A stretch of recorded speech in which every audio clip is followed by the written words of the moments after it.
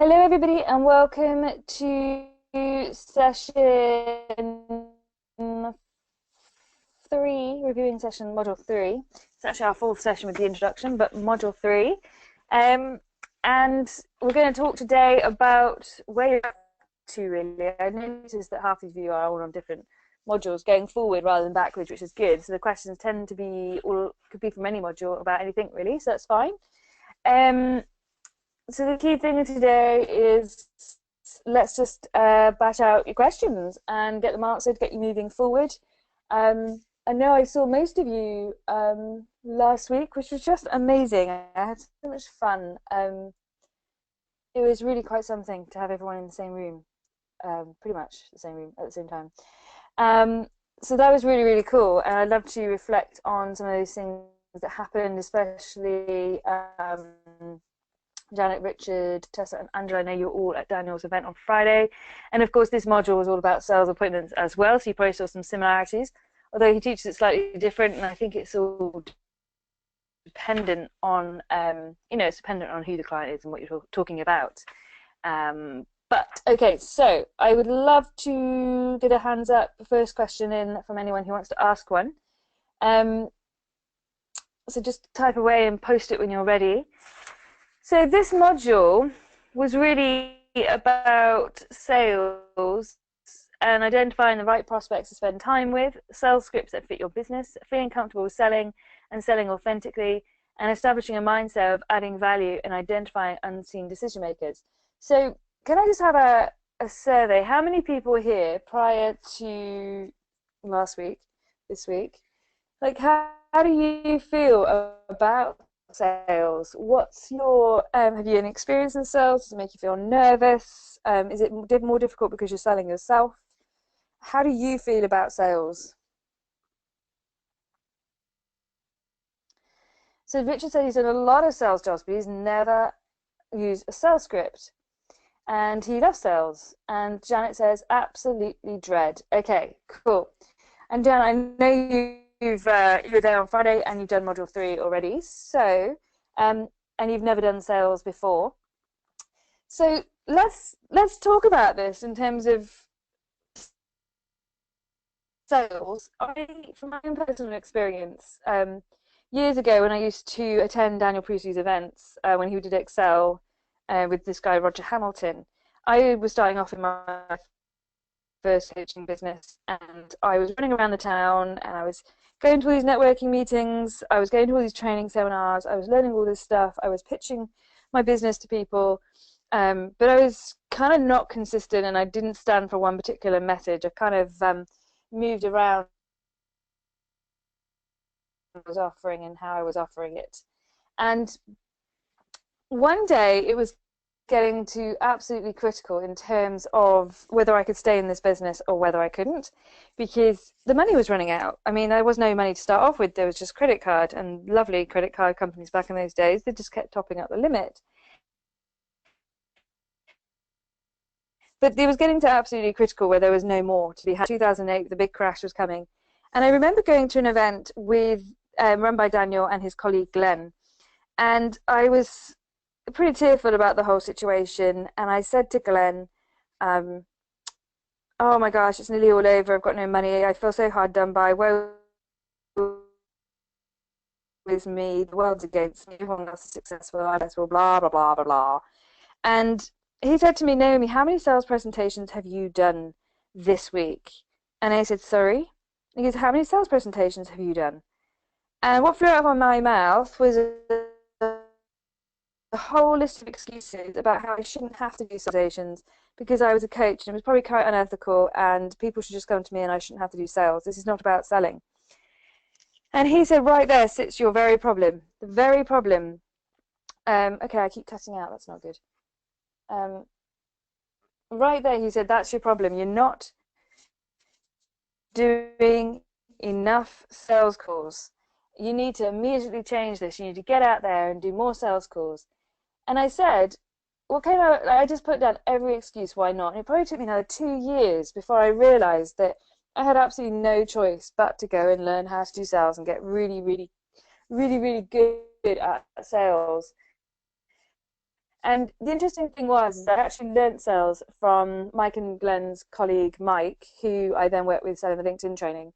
And and you'll see this through all the stuff that do, because it's the same training. It's not about selling in that hard push selling of the 80s. It's really very much about coming in service to people. And when we know what we stand for, and we know that we've got a transformational product and something to share with people, things change dramatically, because you're not going to push it because you're willing to walk away if it's not right for them. You are willing to find out if it is right and do a proper diagnostic first to discover, is this going to be good for you or not? And then you'll be happy to recommend other people to them to help them as well. And I think in the module is a really good picture of, this lady who is down and out because nobody was there to help her. And I gave a story about someone I actually know who was the editor of a big newspaper up in London, and is now pretty much destitute and in trouble because no one was there to help her. All for one of the fact that we weren't there. We weren't there to help. So it's really about coming in service to people. And when we follow these processes properly, we shouldn't have a problem with selling. So Janet, after you did this module, how did you? I know you said then you absolutely dread sales, but did the module or anything from Friday start to change how you felt about selling? I might get you on the call actually. If you've got your headset ready, let's see if you can actually. I'm not cutting out just as I say your name. Janet, I'm going to unmute you.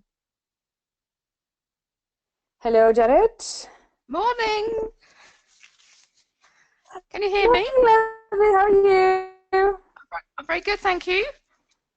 How are you? I'm very good, thank you. Can you hear me? Good. I can, yes. I can. Am I cutting out on you or something then? You were very tinny, and every now and again you would disappear altogether. But you're back now, so that's good. But is it okay now? No, it Cool. just went again. Cool. So, do you know what? I'm going to move towards the router. That will just be the most sensible thing, to be absolutely sure. Bear with me. The router isn't exactly next to me, so let's move. So Janet, how did you feel, like being someone who absolutely dreads sales, how did you feel post doing module 3 and coming on the training course on Friday? Right. Before the course and before the session on Friday, the idea of selling just filled me with absolute dread. You know, I've been on the other end of salespeople who are trying to force me to buy things I don't want, and then the change in their attitude towards me when I've said no, I don't want it, and trying to walk away from them is usually a very unpleasant experience. And I do not want to force that onto any of my prospective clients. So the idea of talking through what the client's problem is, and then saying to them that, right, you understand what the problem is, and what you need to do is this, this, this, and this. You know, how does that sound? And then when they say, oh, I can't do that myself, then I can say, well, you know, these are my packages and this is what I can do to help. You know, would you like me to talk you through any of them? That to me is not a sales pitch, if that makes sense. Because it doesn't feel the same, yeah. Yeah. But you see, back in the old days, they would force you to buy things that you didn't want. But when you've actually, with this process, established what it is that the client, you know, what their problem is, and then you can say, well, this is the solution. You can either go away and do this yourself, or I'm here with my packages and I can help. You know, where do you want to go from here? That is a normal conversation. That is not forcing someone to buy something that they don't want. So I'm much happier. Yes. I've gone from a a sort of -50, oh my God, do I really have to do this, to a, okay, I think I can, to maybe, I won't Sure. push it, let's go for about 4 or 5. Yeah. Hey, Janet, it's your internet, by the way, because you're dropping in and out. So I got most of what you said, but you do drop out in and out there. So I wonder if it might be worth getting closer to your router. I couldn't get any closer if I tried. Oh, really? Oh, Yeah. no. Yeah, you're dropping in and out. But I got everything you said mostly, so that's cool. Yeah, I hear you. It's a completely different thing, isn't it? And it feels so much nicer because when you know that someone's in pain and they actually want your service, it's just a mutual agreement between the two of you. And I have heard recently, this is quite crazy, um, someone who's quite well known and should know better of all these things. She took on an American sales coach and got a hold of their team to work in this particular way. And it was simply when somebody clicks on something in Facebook and they fill in their details, within 24 hours, a salesperson has to get on the phone and start selling them, and they mustn't get them off the phone until they've bought. And the price is £20,000. Can you imagine? And yeah, it's the complete opposite of everything which is modern day. And this woman is doing it, and she's very, very, very well known in her field. And yeah, so quite a few people have quit because they just say that this is just not the way to go about things. But it gives you a good understanding of how things were 20 years ago. And it's a very different approach. And I think that's where, when you're looking at the clock mod that I have, it's about knowing when somebody's ready for that appointment and pushing back when you know that they're not ready, and saying, actually, go read this piece of content, go look at something else, and just being ready for when they are up to that point. So Jenna, I know that we spoke on Friday about just getting out there, really, in terms of you won't know exactly what your products and services are until you start working with people, getting out, meeting them, talking to them about their problem, and saying, well, would you like me to help you with this? And getting a clear idea, just getting started. Have you had any more thoughts around that? Yes and no. I had a chat with an ex-colleague about some of my ideas, and he thought they were good ideas, which is completely the opposite to the guy that I met at the exhibition that I told you about last week. Now, he's the sort of person that will tell you how it is rather than telling you what you want to hear. Okay, can I just So, clarify, was this person someone who's an ideal prospect? no, it was Right, just that's a, different.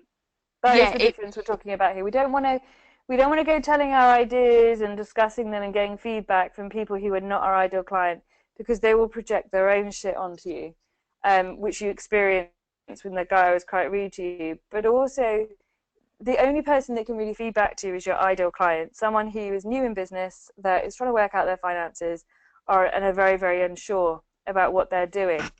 They are the only people you want to be speaking to, because firstly, there's a potential that they'll actually ask you for help and you'll be able to deliver a service to them.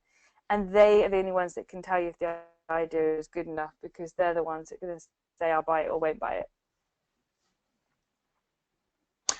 well, I'm still trying to establish what my packages are, Exactly. You which don't need to is know the packages.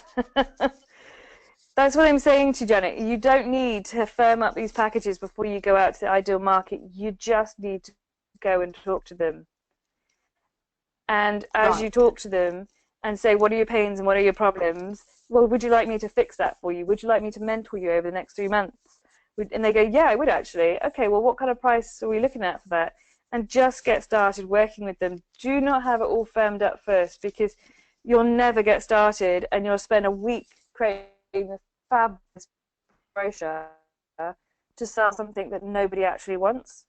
So when I first started selling my accelerator coaching, I actually wrote it in a notebook one night. I went, okay, that's roughly what I want to sell. The next day, I had someone I hadn't seen in 6 years on the phone, and he said, how can you help me? No, well, I've got this package, and well, I was thinking it would be like this. I was thinking it'd be like that, and it could be like this. He goes, yeah, that sounds really great. I said, is there anything else that you'd want? And he goes, yeah, probably a bit of this, probably a bit of that. I went, okay, well, this would be what the price is. And he went, yeah, all right. Can you send me a proposal? Have you got a website with that on? I said, no, I don't. I'll just send you an email summarising what I just talked about. And I was walking down the street as I was saying this. And I said, yeah, I'll just be at the office in 5 minutes. I'll just write down a summary of what I said. And he went, okay. And then the next week he paid for it.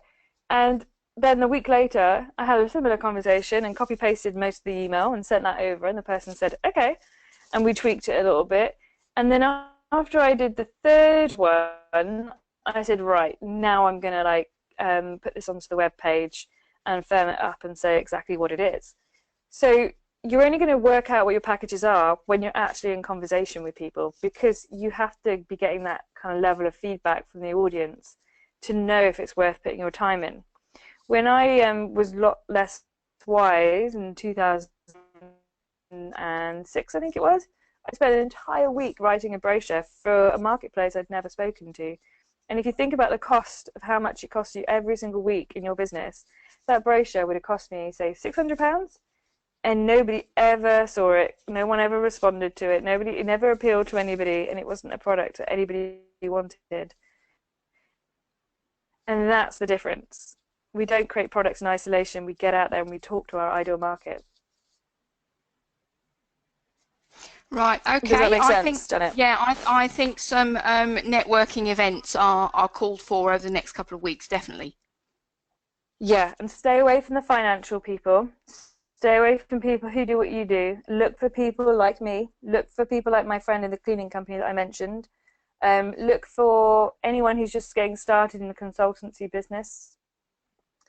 And I think I sent you an email yesterday. Did you see the email I sent you yesterday? Yes, I haven't had time to reply, but yes, I did read. I did see that, yes. Yeah, because what I was saying, just for everyone else's benefit there, is somebody said something to me the other day about finances, and I just went, oh yeah, right, okay. And I had no idea what they were talking about. And I thought to myself, gee, I should really know what that is. And it's a really normal concept I hear quite a lot actually, but I hadn't realized I just didn't know what it was, and I certainly don't apply it in my business. And so one of the things with Janet, with giving people confidence in their finances and helping them structure their businesses from an early stage, is probably to put together a little test that you can run with people where they can get a score. And it's like a maths test, if you like, and it's like, okay, you actually need some education here because you don't know these things, and this is what the cost is to your business if you continue to not know these things.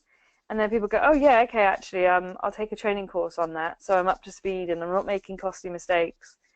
And then once they've made the costly, they know all of this. They go, actually, I haven't got time in the business to do it myself. This is a valuable investment.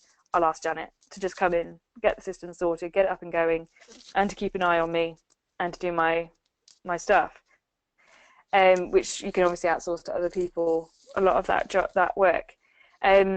But the idea is like, I know so many people, and I think it would be really good for us as a community actually to send Janet to the names and numbers of people, with permission obviously, to people who we know that are struggling with their confidence around finances. So Janet, I could introduce you to Debbie, and you can get on the phone with her. And if you structure a really good conversation, don't overdo it, because obviously she's going to be friendly to you. She's going to be very warm. You don't have to have it all sorted out, but you can start having conversations with people and just ascertaining exactly where they're up to.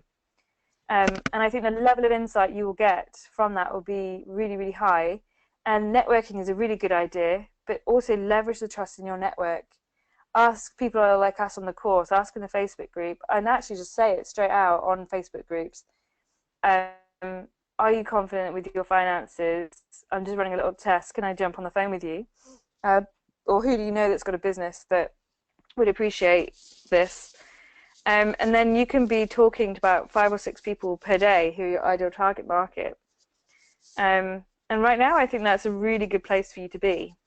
Just talking to 5 or 6 people a day who are potential prospects, and hear where they're up to, hear what they're concerned about, hear what they might like in terms of a package. Does that sound good? or That bad? sounds good. That sounds good. Thank you. Yeah, do you think that's something you might do?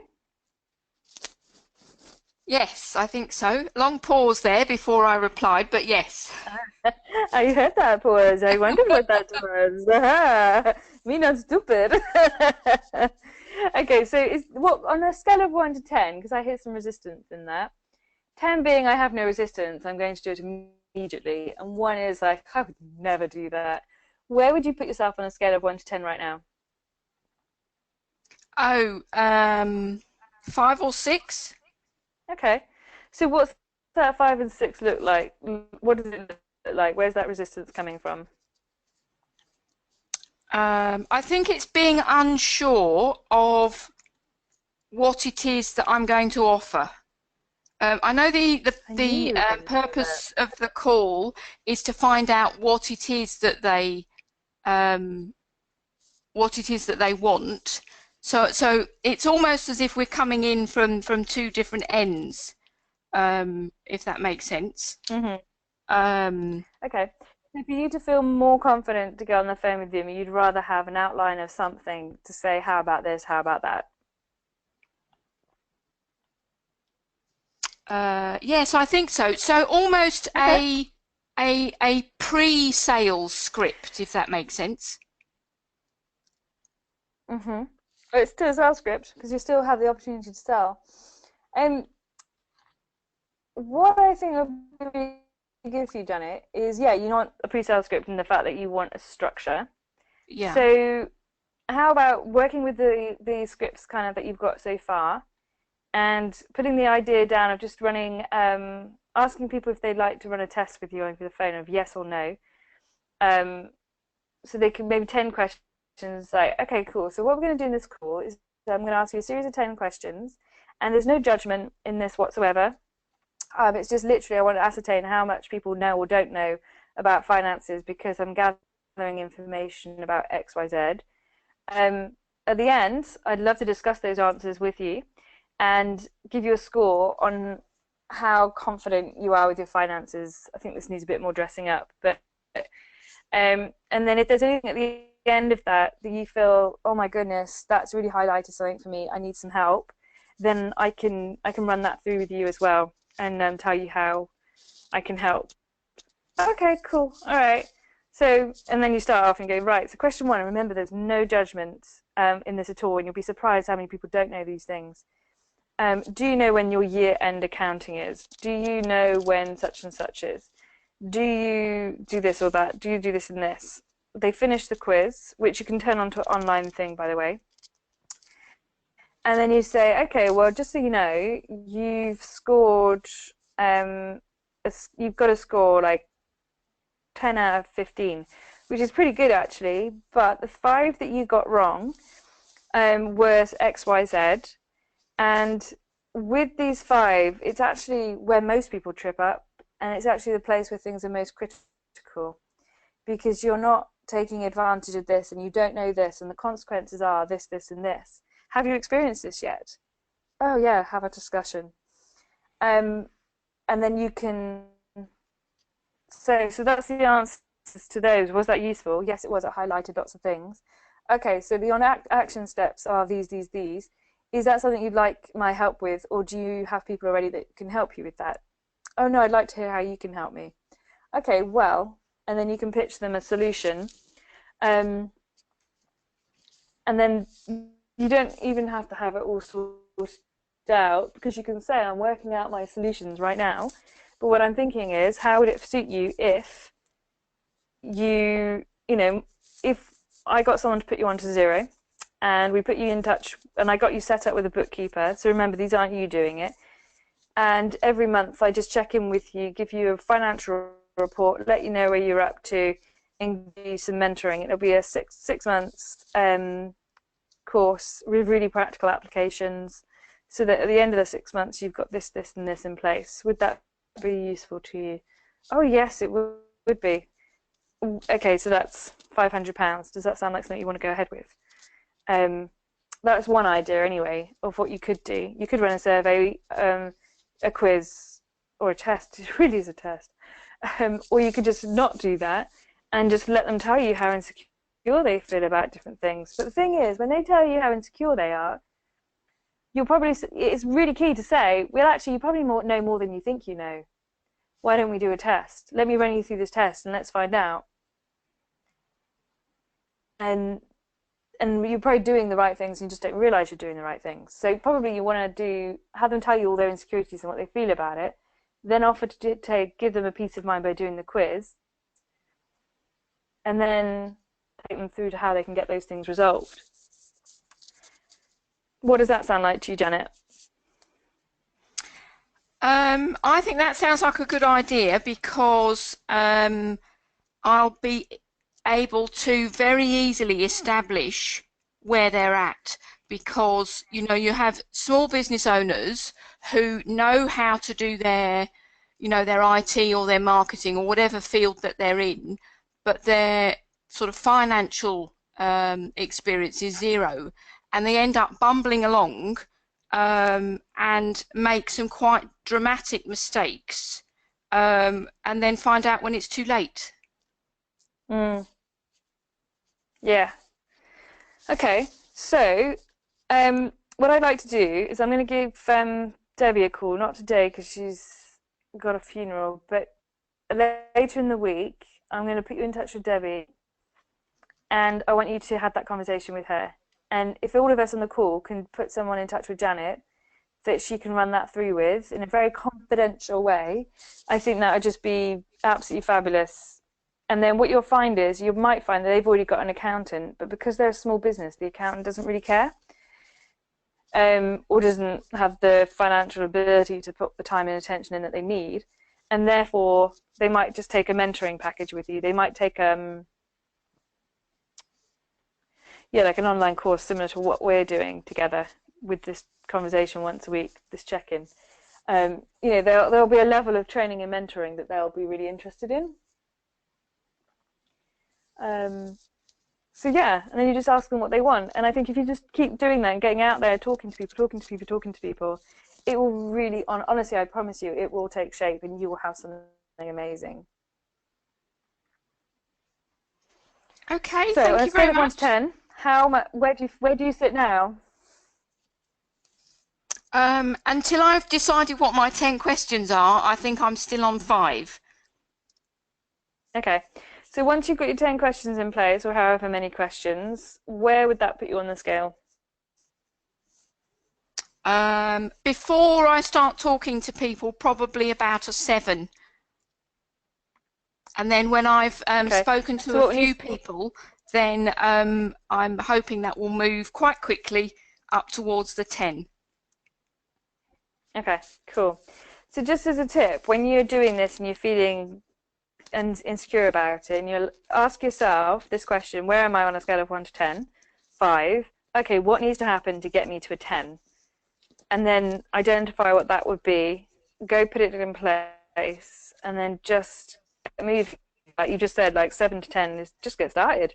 So yeah, brilliant. Okay, so next week you'll come back and tell us that you've had some conversations. I hope so. Well, it's up to you, because I'm sure you know lots of people already, and it's just a case of just asking them for a conversation and just structuring it in the right way that they feel comfortable with it. So, okay, so does anyone have Richard or Tessa, I know you're here as well, do you have any thoughts on what we just discussed? Any thoughts on that, or can you see it working in your business? With something of that nature, where you might run a survey. Just any thoughts or reflections on what we discussed really would be good to know.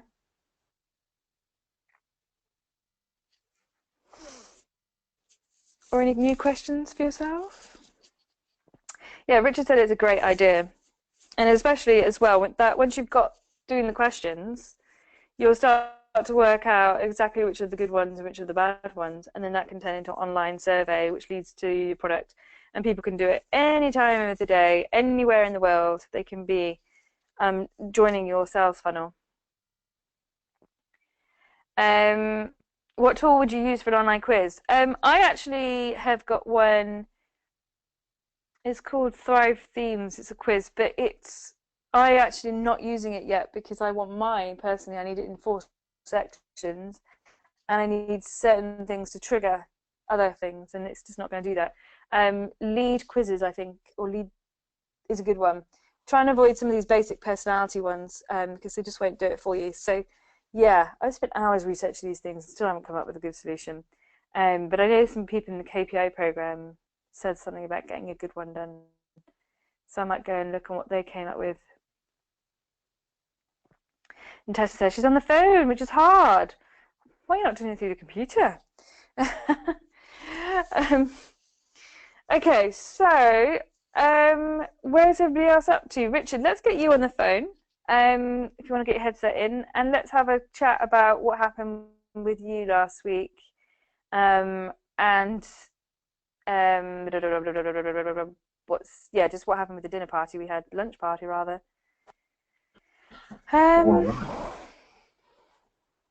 Can you hear me? Richard, hello. Hello, I hello. can, yes. Very good. Hello. Yes. Hello, everyone. Good morning. So that was really good. I think the online quiz idea, just to continue on that theme for a little bit, is really good. And I just put that in. One of the guys, Stephen Prattley, who's in KPI 20, has had a go trying to replicate beyond a quiz and actually it's an auto-generated report that gives you some feedback once you actually completed the course. So I think one step at a time. A quiz is good, but it's probably one of those things where you can evolve and start simple and learn from it. Yeah. Which I think is just exactly what you're doing. I think it's a really good point that actually conversations help you shape it, what your offer is, whereas working in glorious isolation is good, but it's not getting the feedback from the potential purchasers. You know, I find sitting in my garage, the longer I do that when I'm, you know, thinking and trying to create. Well, for example, let's take the brochure. I posted that up. I'd spent quite a lot of time on my own trying to create that, and I had to because otherwise it didn't exist.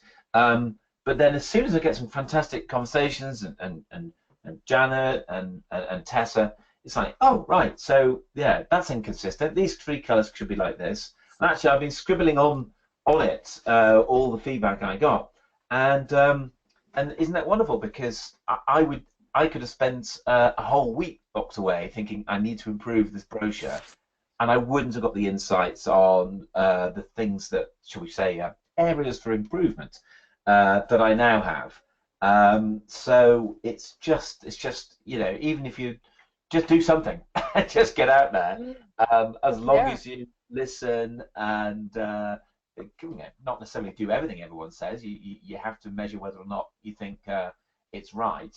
But more often than not, you get great ideas that you never would have had. So I think that was all good. And I must say, so that's just my sort of reflections on quizzes and on your the conversation just now. So what else do you want me to talk about? And obviously last week was wonderful to see so many people at the lunch and at the Bloomsbury Hotel for the event, which I found great to get feedback and just to I mean it ended up being a longer lunch than I think any of us planned. I'm glad that my other appointment was cancelled. 4 hours. Yeah. So extraordinary, really, where the time went. Suddenly it was nearly 4 and I felt really bad. I thought, oh my God, I've just kept everyone, you know, we just kept it in a room. But it was great, and it's a long time since I spent that long just chatting and enjoying a long lunch. So thank you for helping to organise that, Naomi, and for everyone joining. Yeah, no worries. And again, it's just a good opportunity to get insight on how people respond to the pitch and the ideas and how to put it across. It's all of those things, isn't it? It's only in conversation that we get feedback, which is exactly what that was all about as well. I mean, there should be opportunities there as well, but we'll never have it perfect, and what we can do is get out there, which is probably just the theme for today, it seems. And just to give you some insight, I was quite lucky that when I started up doing people's profiles, I had actually spent 2 years selling LinkedIn training, and part of selling LinkedIn training was to give away LinkedIn profile reviews. And so I actually had 2 years of probably speaking to 20 people a week, and therefore getting really, really good insight into what people needed. And that really helped me to launch quickly.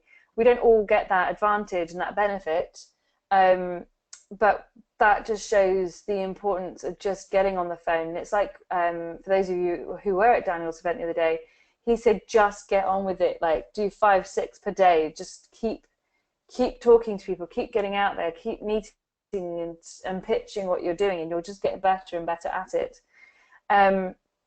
And so I had the 2 years, which was amazing, and then I could just launch overnight. I was just like, I see a solution here, I've got to start a business on my own, I'm going to do this. And what was interesting then is I spent another year and a bit interviewing people for their LinkedIn profiles, and it was during interviewing them for their LinkedIn profiles and some of them actually writing and some of them it was trying to write them, that I realized how much people were missing some of the vital components in their business. And it was then that I said, actually, do you know what? This isn't just about LinkedIn profiles anymore. This is about what I now term as the iceberg. Is everything under the water that you don't see. People think I'm about social media, which is the bit that you see, but actually I'm about all the stuff under the water, which is a ton of systems and processes that are foundational. Your sales process, the packages, the brochure, like all of these different things. That's what needs to go in place first. And I only learned that people needed that from being in conversation. So I got out there selling something which was at the time £400, and I put it up to £500. But I knew when I started that the business wasn't structured properly because I needed a product ecosystem. I knew this, but I had to get started, and I just got started. And so I was selling £500 product, needing 8 people per month, which required me to network with between 20 and 30 people to get new leads every single month. And it was an absolute treadmill because profiles can take anything between 5 and 12, 24 hours to do. And that treadmill was exhausting, and sometimes I fell off of it. And if I fell off of it and didn't earn the money, then obviously that really affected me psychologically and my confidence to do what I was doing. So obviously, like, it wasn't perfect and it needed to change, and I needed to get new products and services in place. But I honestly don't think if I had set at the beginning of the company and I said, right, this is my product for prospects, it's £500, this is my core product, nobody would have wanted that core product because I didn't know the people well enough. So it was a case of just get started with what you know will sell it, and I always said, my business will tell me what it needs, because if I make my business my customers, then I will know. Because my business will tell me, because my customers will tell me. My business is my customer. And yeah, so a year in, it was really, really clear what was going on. And I came up with the business strategy course, and I came up with the accelerator coaching, which is what I just mentioned. And there it was, and that's dramatically changed everything around. And in turn, just how I show up to things. So we don't have to have everything sorted the minute we get started. We can know the principles, and we can get going and build them in as they go. And then if that's really, really important. And then when you do training stuff, like go to Daniel's event, like I did on Friday and you guys did, you're sitting there going, oh my God, I've been told this before and I haven't done it. I feel so ashamed. Why haven't I done it? That's not a relevant conversation. You just don't want to have that conversation with yourself, and you have to be really on it to not do it, because I had a few moments like that. Just write it down as a new thing to do, but always look back over the last 6 months, year, or even a quarter, and just say, actually, look how far I have come. Look what I have done. Because you're only probably going to, from every training you ever do, you're probably going to be able to implement a few things before you need to go back and recap on that information. So always choose just 3 things you're going to make a change in, that are going to make a massive impactful change. Go do those things until mastery, until you've got them in place, and then redo the training and then learn again. Put another 3 things in place. So yeah, it's really about getting out there and having conversations. So talking about conversations and knowing that this module was about sales, and we're kind of getting over the feeling bad about sales now, because we know it's about serving people and just chatting and finding it, well, structured chatting. We lead the process. What is your plan this week for speaking to more people? So what I'd like you to do is just to have a thought now about how many hours you've got available this week. And I'm going to question that one as well. How many hours you're actually spending in utter isolation developing something that maybe nobody ever wants? Really.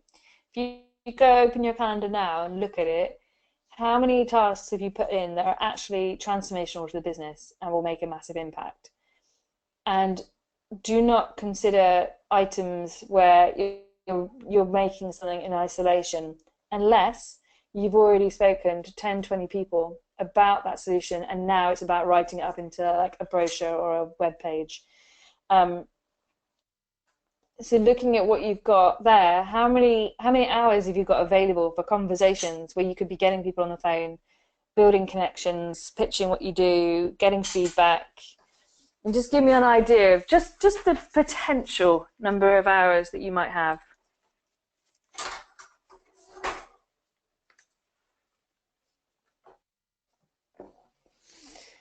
I see silence. I always hear silence, but whether I see silence. So I just want to get an idea of the potential number of hours that you could be putting into it this week if you evaluated the importance of half of the tasks you've got.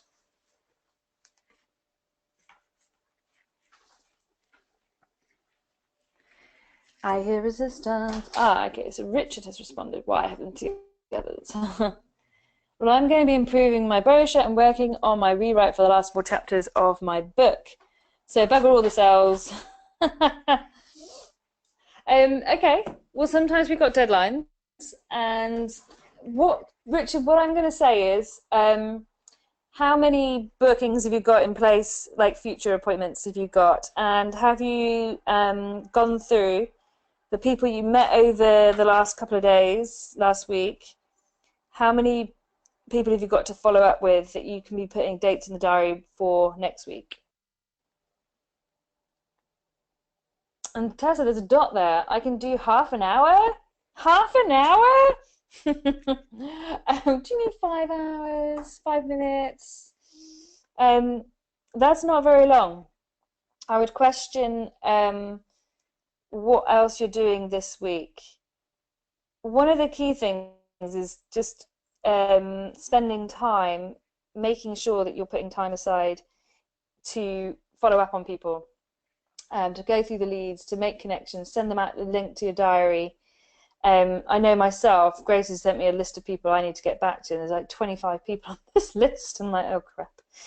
So actually when I got off the call today and I finished doing a few things for the course, that is absolutely the task I have to do, because I have to get back to them and I have to make sure there's a constant number of leads and sales appointments happening.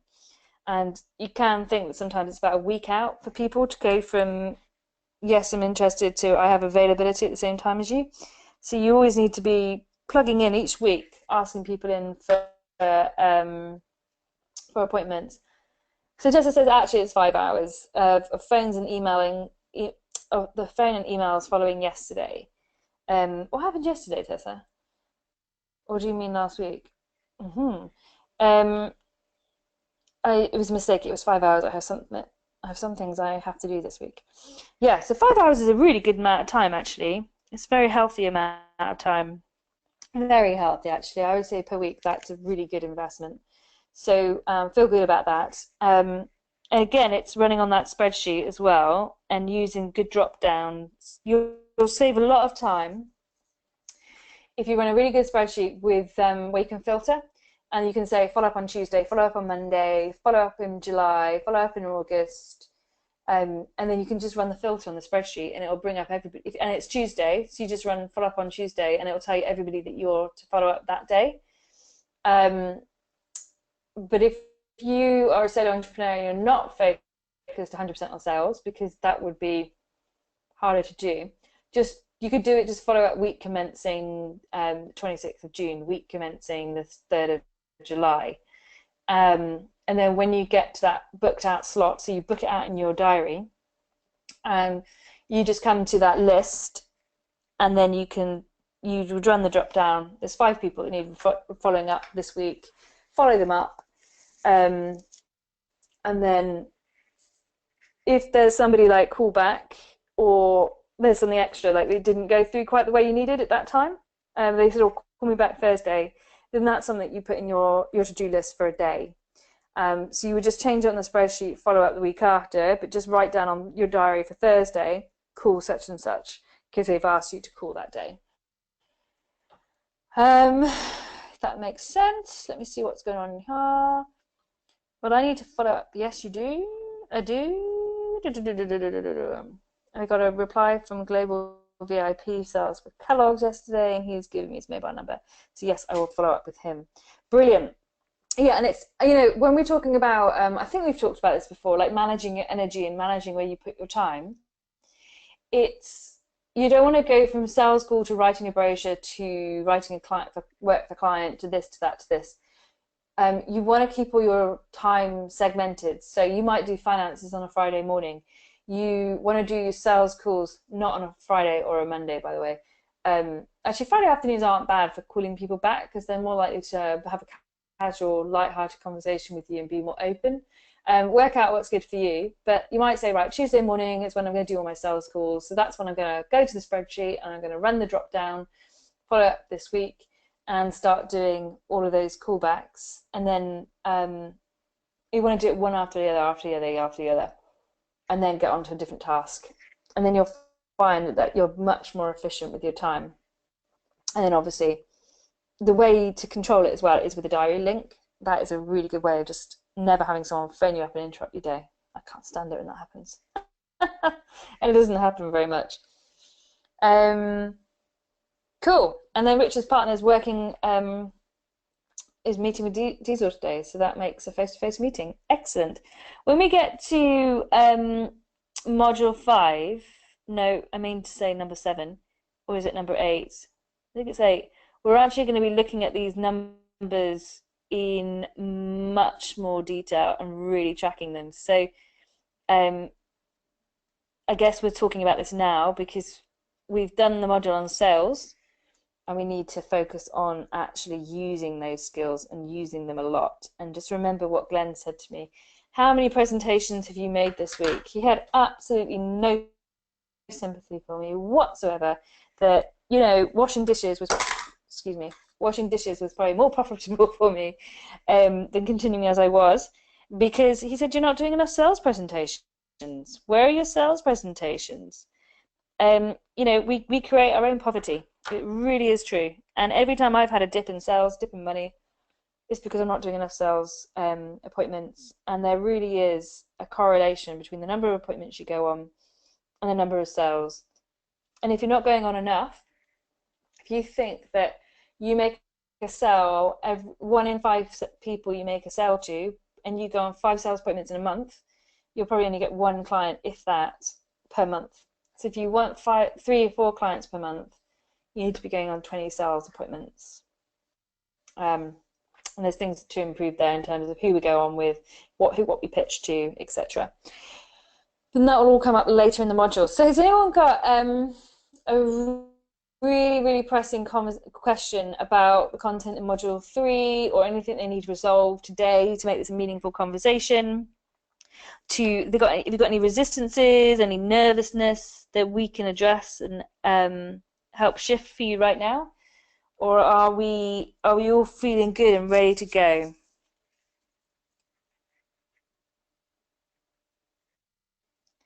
Gonna wait for your answers.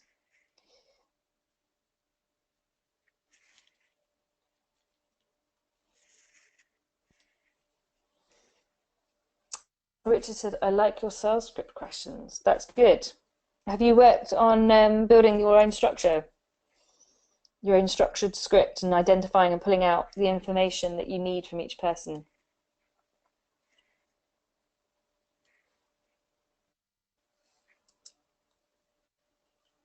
Thought about copying yours? Go for it. It's there for you. There will be some key questions when it comes to identifying if they're the right client and if you can actually help them. And that's in some of those questions that we have in the document, which reminds me I need to go to the document. Bear with me, there it is.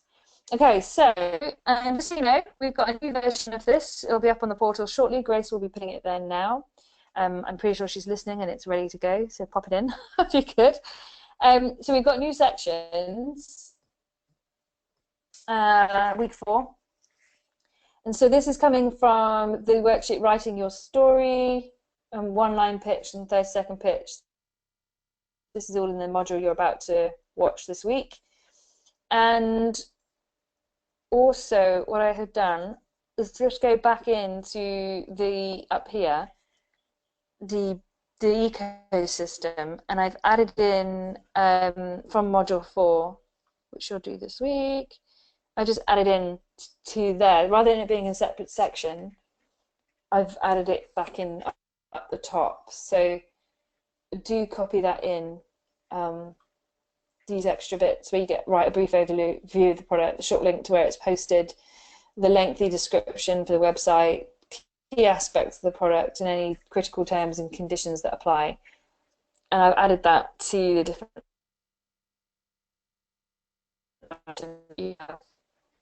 That's all covered in the worksheet in module 4. And then, yeah, there's only those bits to do. Make sure each time you add a new section, you just come up here and click refresh, and it will update the contents for you. Is everybody finding it useful and actually filling this in each week with your final decisions?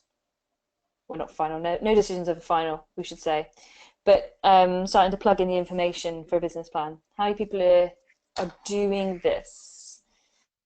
Richard, I know you did it the other week with the finance stuff. I haven't looked at it since though.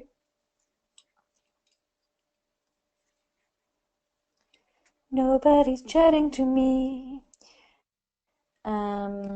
Must confess, not done it yet for this week. Okay, sometimes it's a case of waiting for the decisions to percolate in your head and go, yep, that's what it is.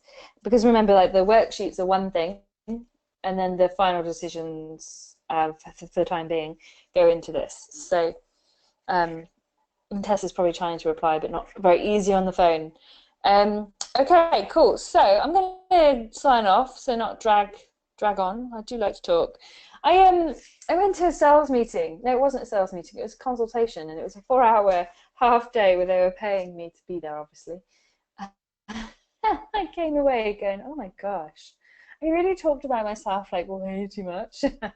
Not in relation to their content, but more like in the gaps when we were like getting some lunch and doing different things. They were asking me about me, and then I was answering. And then I realised how much I'd shared and how little I knew about them. And I was just like, oh, shameful. Oh, it's all about me. Okay, cool. So Tessa says she prints it off and does it.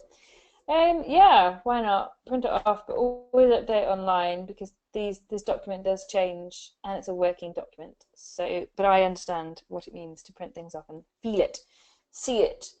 Okay, I'm going to sign off. If anyone else has got a pressing question, they want to jump on the phone, anything else that makes this a meaningful conversation, maybe just check in with yourself. Ask yourself, how do I feel about this week? Do I feel raring to go? Do I feel ready to go out and meet people and talk about stuff, to do what I need to do?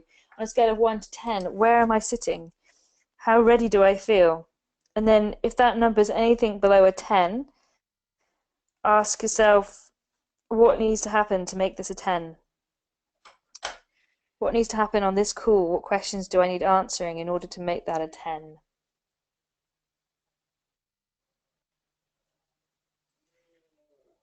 And this is a really good way to come to this call, by the way, is to ask yourself, where am I up to? What do I need for this to be a meaningful conversation?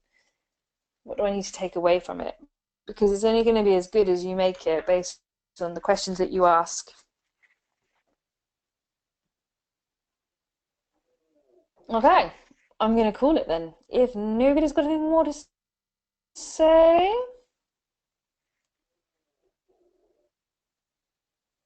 Do you know, it tells me here who's being attentive and who's not. Tut, tut, tut.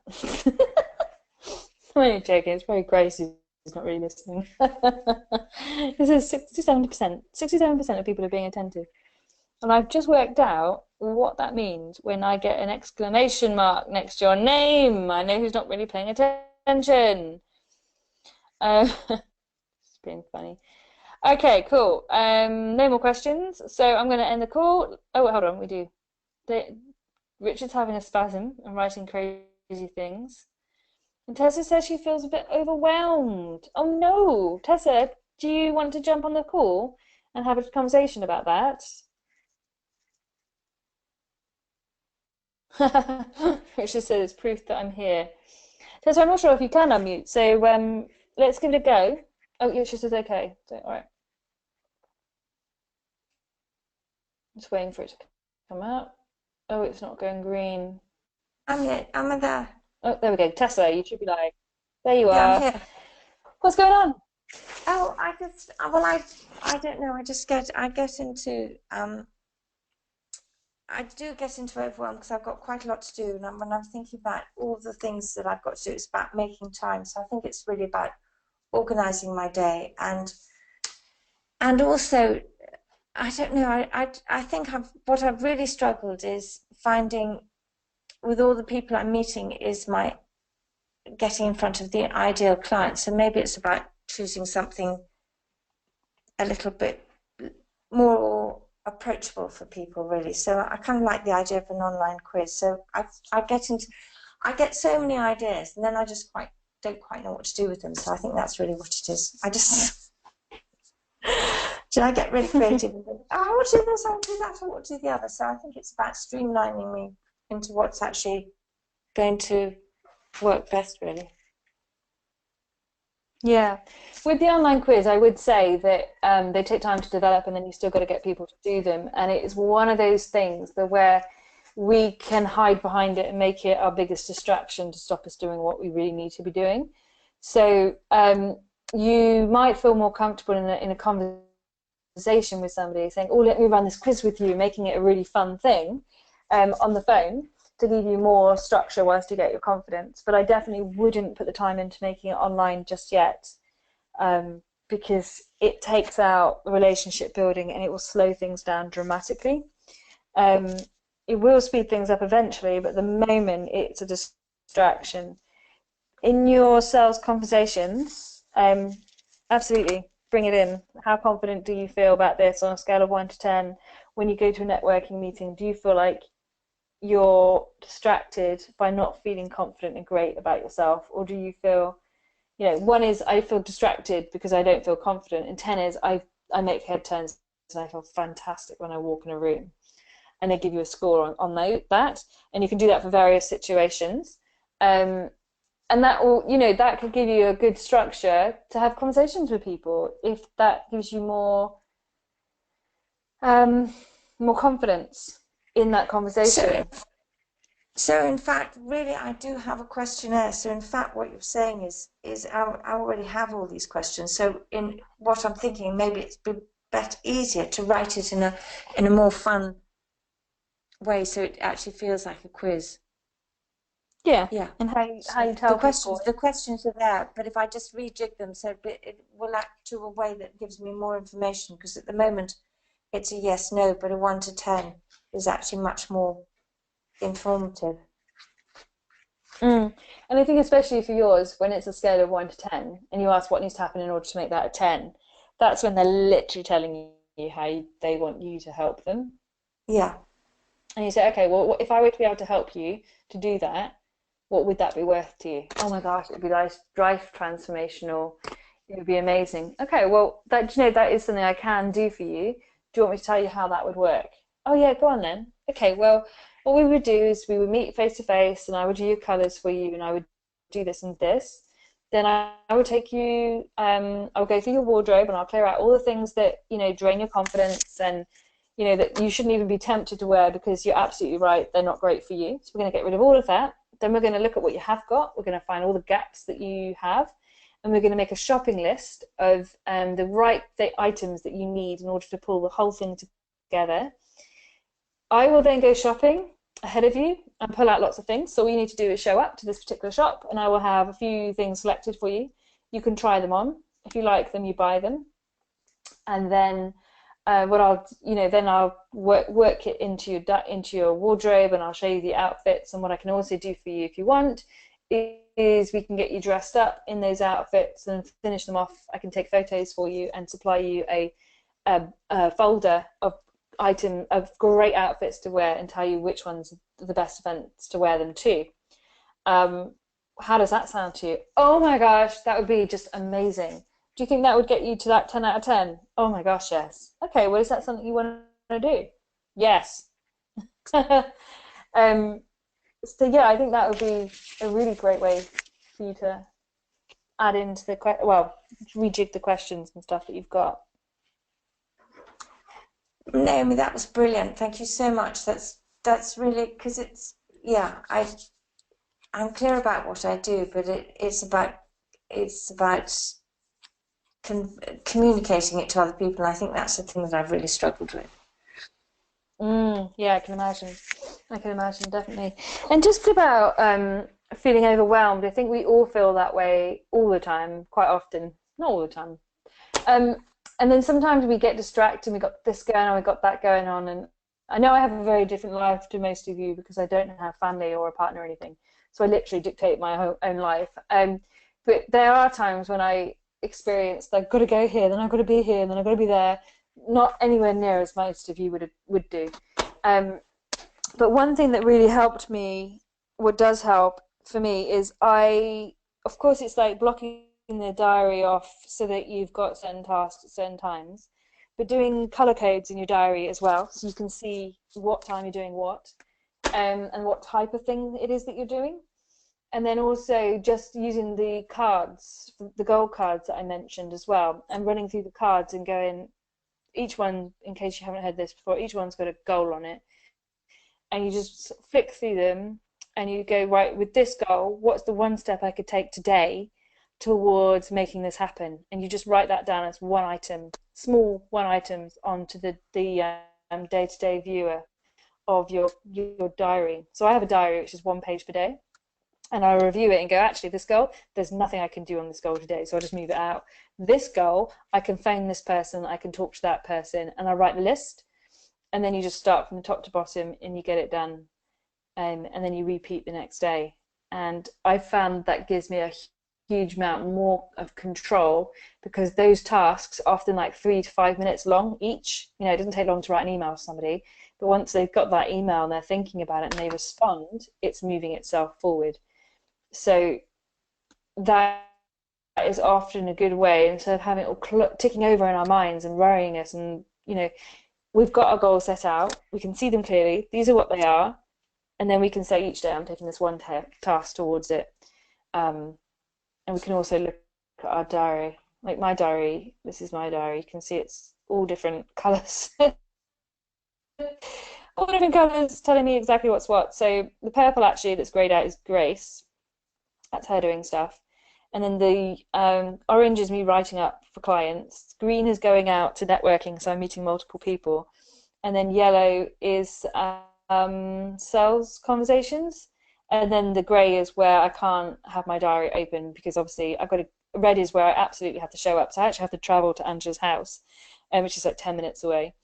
But I can't have my diary open at that time because I won't get there if someone books in at 3 o'clock. So and I can't do Friday. Yeah, and so I will look at this and I'll go, gee, there's only 2 sales appointments in here. I need to do something about it. So actually, here I'll travel to the office actually, because I'm not there now. But here, I will be going back to the 25 people that Grace told me I needed to get back to, and then this will fill up dramatically. And obviously that's obviously why I've got the green in there for networking as well, mostly because I've got a big event coming up I need to tell people about. But yes, you get to see the balance. There are not enough sales conversations in there, so now the absolute priority for me is to go out and follow up on those people and get them in the diary. So that should help. Do those ideas help, Tessa? Yeah, that's perfect. That's brilliant. Thank you very much. Cool. So, all right, good. Let me know how you get on with that. And did I see you in my diary just then? Yes, we're speaking on Thursday. Richard, you and I need time to speak. I've emailed you about that. So let's get time to speak one-to-one. I'm catching up with Sue quickly for half an hour, and I'm seeing Angela this week. So most of you are in there. Well, a few of you aren't actually. I'll have to go back and have a look at that. But yeah, cool. Brilliant. So does everybody feel happy? Anything else anybody needs to make this a meaningful conversation?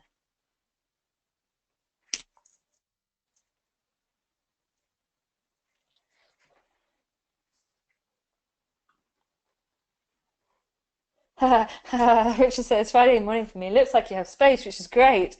Well, actually, it should be sales calls on Friday morning. That's quite funny. Yeah, I'll probably just slot you in there actually. Probably a bit short notice for most sales calls now.